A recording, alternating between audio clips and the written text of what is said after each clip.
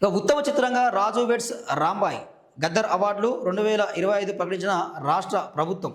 వివరాలు వెల్లడించిన FDC chairman Dil Raju, Kamal హాసన్కు పైడి జయరాజ్, చిరంజీవికి NTR national award, best hero Naga Chaitanya, heroine Rashmika Mandanna. అన్ని కేటగిరీల్లో కలిపి 54 మందికి అవార్డులు. డిప్యూటీ సీఎంకు అవార్డుల లిస్టు అందించిన జ్యూరీ కమిటీ. ఉగాది రోజు పురస్కారాలు ప్రదానం చేయనున్న సీఎం రేవంత్ అంటూ మనం ప్రధానమైన వార్త చూస్తున్నాం. సో ఉత్తమ చిత్రంగా రాజు వెడ్స్ రాంబాయ్. నిజంగా రాజు వెడ్స్ రాంబాయ్ చిత్రం ఎట్లా ఉంటుంది అంటే చాలా న్యాచురల్గా ఆ సినిమా థియేటర్లో చూస్తున్నట్టే ఉండదు. నిజంగా మన కళ్ళ ముందు జరుగుతున్న విషయంలో ఆయనకు అనిపిస్తుంది. సో చాలా అద్భుతంగా ఉంటుంది. అందులో పాటలు కానీ అవి కానీ చాలా న్యాచురల్గా ఉండడం జరుగుతుంది. సో ఈ రాజు వెడ్స్ రాంబాయ్ అనేది అది సినిమా కాదు, దట్ ఈజ్ రియల్ స్టోరీ. అది నిజంగా రియల్ స్టోరీ, అది జరిగిన ఘటన అది.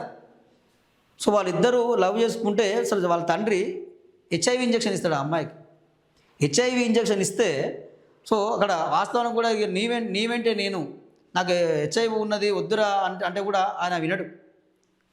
ఆమె ఎవరు వినకుండా నీవెంటే నేనుంటా, నీతో పాటే నేనే, నువ్వు చనిపోతే నేను చనిపోతా అంటూ నిజంగా ఒక ట్రూ లవ్ సంబంధించిన సినిమా అది.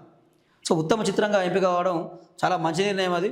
సో ఇక బెస్ట్ హీరోకు ఇక నాగ చైతన్య తండేలకు సంబంధించి ఆ సినిమాకి సంబంధించి బెస్ట్ హీరోగా నాగ చైతన్యకు అవార్డు రావడం, ఇంకా బెస్ట్ అంటే హీరోయిన్గా రష్మిక మందానకు రావడం కూడా మనం వార్త చూస్తూ ఉన్నాం. సో ఇటీవలగా రష్మిక విజయ్ దేవరకొండ పెళ్లి చేసుకున్నది. సో ఆమె ఇక కొత్త జీవితంలోకి అడుగుపెట్టింది.